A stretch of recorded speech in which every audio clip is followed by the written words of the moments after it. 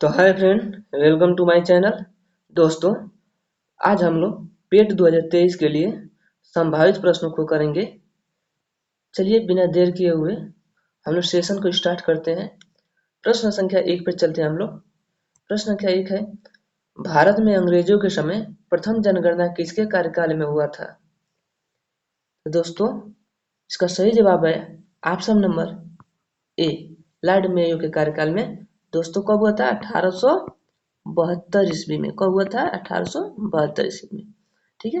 और दोस्तों, Lord Ripon के कार्यकाल से 1881 ईस्वी से, ठीक है, भारत में नियमित जनगणना कराई जा रही है। प्रत्येक 10 वर्षों पे नियमित जनगणना। ठीक है दोस्तों, चलिए नेक्स्ट क्वेश्चन पे चलते हैं हम लोग। बंगाल विभाजन कब हुआ था? बंगाल विभाजन कब हुआ था? तो दोस्तों, इसका सही जवाब है ऑप्शन नंबर सी, 1905 ईस्वी में। ठीक है दोस्तों, ये 1906 में क्या हुआ था? 1906 में मुस्लिम लीग की स्थापना हुई थी। क्या हुई थी? मुस्लिम लीग की स्थापना। मुस्लिम लीग की स्थापना हुआ था दोस्तों। चलिए नेक्स्ट क्वेश्चन की तरफ हम लोग चलते हैं। नेक्स्ट क्वेश्चन है, राज्य विलय की नीति को किसने समाप्त कर दिया था? तो दोस्तों, इसका सही जवाब है option number A, Lord Canning ने। राज्य विलय की नीति को लॉर्ड कैनिंग ने समाप्त कर दिया था। ठीक है दोस्तों, चलिए नेक्स्ट क्वेश्चन की तरफ हम लोग चलते हैं। किस गवर्नर जनरल के समय पहली बार चुनाव कराए गए थे? ठीक है दोस्तों, पहली बार चुनाव हुआ था। ध्यान दीजिएगा इस पे। तो दोस्तों, इसका सही जवाब है option number C, Lord Linlithgow. ठीक है दोस्तों, जिसमें कांग्रेस ने 11 में से 8 प्रांत में 8 प्रांत में अपनी सरकार बना ली थी। ठीक है, चलिए नेक्स्ट क्वेश्चन की तरफ हम लोग चलते हैं। क्वेश्चन नंबर 5 पे देखिए क्या है, भारतीय प्रेस का मुक्तिदाता किसे कहा जाता है? भारतीय प्रेस का मुक्तिदाता। दोस्तों, इसका सही जवाब है option number 4, Charles Metcalfe. Charles Metcalfe को भारतीय प्रेस का मुक्तिदाता कहा जाता है। ठीक है दोस्तों, चलिए नेक्स्ट क्वेश्चन की तरफ हम लोग चलते हैं। सभी वायुमंडलीय घटनाएं जैसे आंधी, तूफान, वर्षा, बिजली चमक, ये सब किस मंडल में होती हैं? तो दोस्तों, इसका सही जवाब है ऑप्शन नंबर सी, क्षोभ मंडल। ठीक है दोस्तों, चलिए नेक्स्ट क्वेश्चन की तरफ हम लोग चलते हैं। वायुयान उड़ाने की आदर्श दशा किस मंडल में पाई जाती है? वायुयान उड़ाने की आदर्श दशा किस मंडल में पाई जाती है दोस्तों? तो दोस्तों, इसका सही जवाब है ऑप्शन नंबर डी, समताप मंडल। ठीक है दोस्त, चलिए नेक्स्ट क्वेश्चन की तरफ हम लोग चलते हैं। क्वेश्चन नंबर 8 पे, गर्म जलधारा की दिशा होती है। दोस्तों, आंसर दीजिए इसका आप लोग। तो दोस्तों, इसका सही जवाब है ऑप्शन नंबर ए, भूमध्य रेखा से ध्रुव की ओर। भूमध्य रेखा से ध्रुव की ओर होता है। ठीक है, चलिए नेक्स्ट क्वेश्चन देखते हैं हम लोग। प्रशांत महासागर की गर्म जलधारा है। प्रशांत महासागर की गर्म जलधारा है। तो दोस्तों, इसका सही जवाब है ऑप्शन नंबर डी, अलास्का की जलधारा। कहा होगा दोस्तों? अलास्का की जलधारा। ये अलास्का की जलधारा का है, गर्म जलधारा है। और दोस्तों, ये तीनों कैलिफोर्निया, हम्बोल्ट, अंटार्कटिका की जलधारा का है, ठंडी जलधारा है। प्रशांत महासागर का है, ये ठंडी जलधारा है। ठीक है, ठंडी जलधारा। ठीक है, चलिए नेक्स्ट क्वेश्चन की तरफ हम लोग चलते हैं। अटलांटिक महासागर की गर्म जलधारा है। आंसर दीजिए आप लोग। दोस्तों, इसका सही जवाब है ऑप्शन नंबर सी, फ्लोरिडा की जलधारा, ठीक है। और दोस्तों एक और होती है अटलांटिक महासागर की गर्म जलधारा, एक और है, फेमस है ये भी, एग्जाम में बहुत ज्यादा पूछा गया है इसको, एल नीनो की जलधारा, एल नीनो की जलधारा, ठीक है दोस्तों, एल नीनो, ये भी प्रशांत महासागर की क्या है, गर्म जलधारा है। और दोस्तों ये जैसे लेब्राडोर हुआ, बेगुएला हुआ, कनारी हुआ, ये क्या है, अटलांटिक महासागर की ठंडी जलधारा है, ठीक है दोस्तों। पिछले वाला क्वेश्चन में था प्रशांत महासागर की ठंडी जलधारा पूछा था, इसमें है प्रशांत महासागर की गर्म जलधारा और ठंडी जलधारा, ठीक है दोस्तों, क्लियर है। चलिए नेक्स्ट क्वेश्चन की तरफ हम लोग चलते हैं। किस अधिनियम द्वारा पहली बार मुस्लिम समुदाय के लिए पृथक प्रतिनिधित्व का उपबंध किया गया था?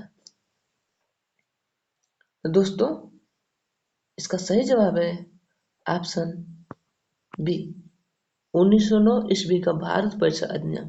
दोस्तों इसको मार्ले मिंटो सुधार अधिनियम भी कहा जाता है, ठीक है, मार्ले मिंटो सुधार अधिनियम, ठीक है। नेक्स्ट क्वेश्चन पे चलते हैं हम लोग। प्रश्न संख्या 12 है, संविधान सभा की प्रथम बैठक कब हुई थी? संविधान सभा की प्रथम बैठक कब हुई थी? तो दोस्तों इसका सही जवाब है ऑप्शन नंबर ए, 9 दिसंबर 1946। 9 दिसंबर 1946 को ही डॉक्टर सच्चिदानंद सिन्हा को संविधान सभा का क्या बना था, अस्थायी सदस्य बनाया गया। क्या बनाया गया, अस्थायी सदस्य, ठीक है। दोस्तों 11 दिसंबर 1946 को राजेंद्र प्रसाद को क्या बना दिया गया था, स्थायी सदस्य बना दिया गया, ठीक है, स्थायी सदस्य चुन गया।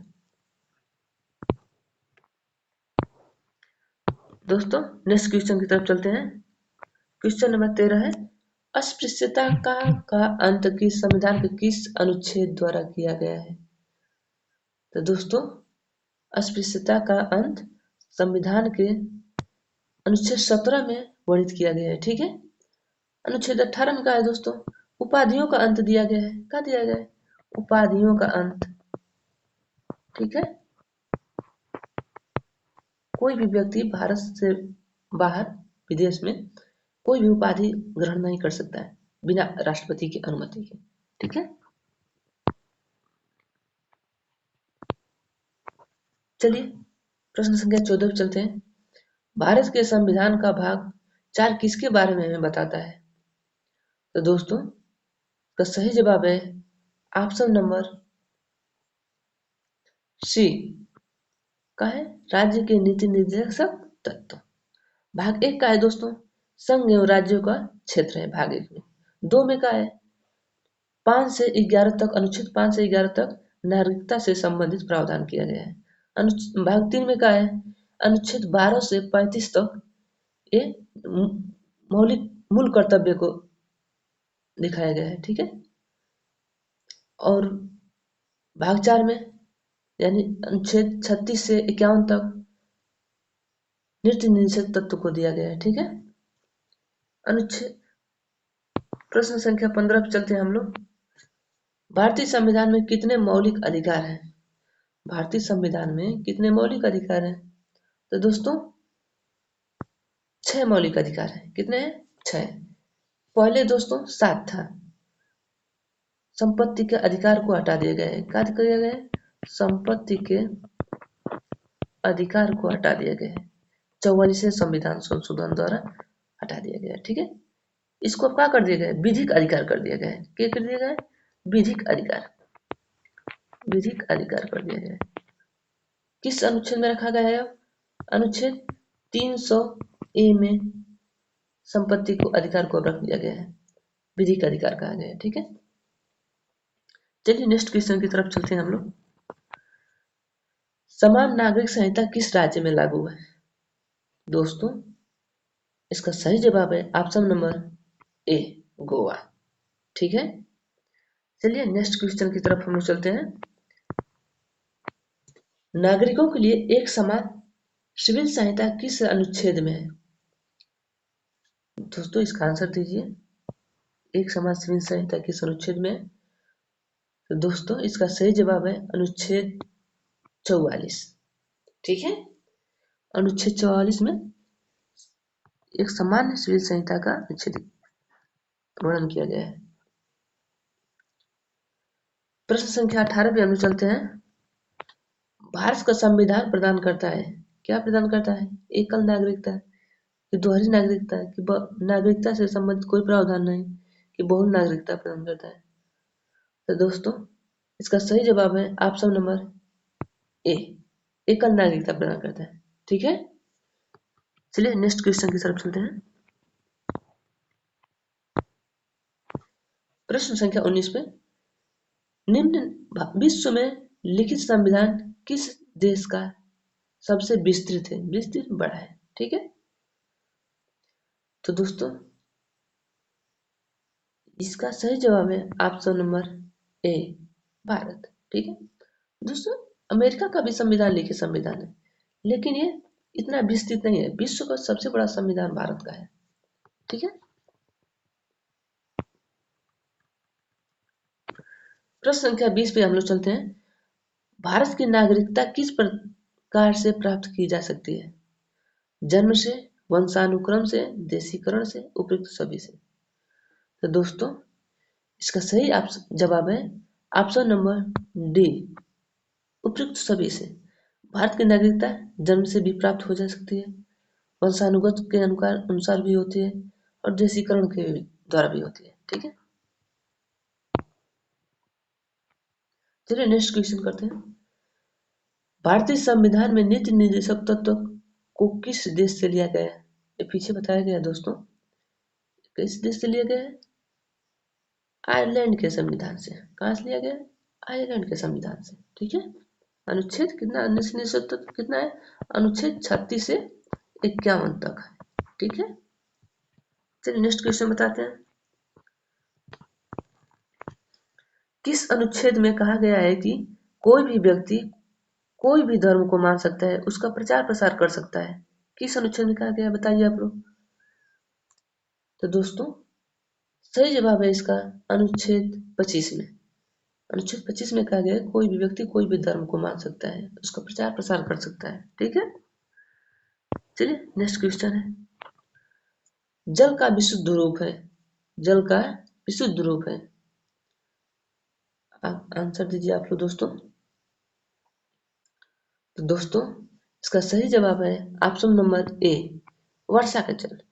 वर्षा का जल सबसे शुद्ध जल माना जाता है। ठीक है, चलिए नेक्स्ट क्वेश्चन की तरफ हम लोग चलते हैं। क्वेश्चन संख्या 25 पे, जल की कठोरता किसकी उपस्थिति से होती है? आंसर दीजिए आप लोग।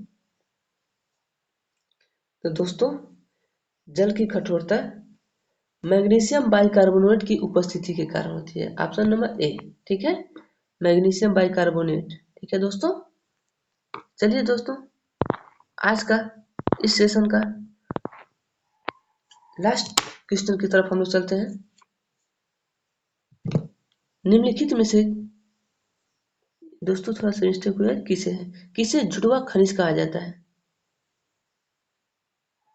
दोस्तों जुड़वा खनिज ऑप्शन नंबर सी, सीसा और जस्ता को कहा जाता है। सीसा और जस्ता को जुड़वा खनिज कहा जाता है। ठीक है, जुड़वा खनिज।